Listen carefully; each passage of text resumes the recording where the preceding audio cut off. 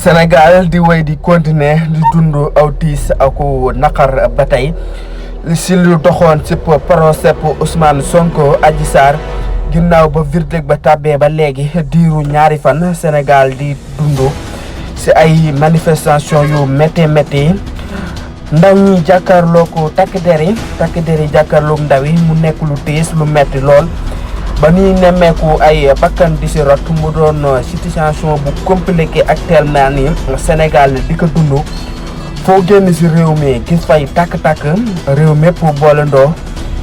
nekk si ay jafe-jafe aku kiitaange ak njàqare boo xam ne foo ko takk rek weesu na ko actuellement nii kan moo mën a indiwaat ak apaisement akuk dal gu mat sëkk fii si réewum Sénégal kenn rek la si nit ñi yaakaar di ko ñaanit muy président de la république di Macky Sall lu mën a jàpp rek mu bàyyi ko dellu ginnaaw actuellement ni Sénégal lu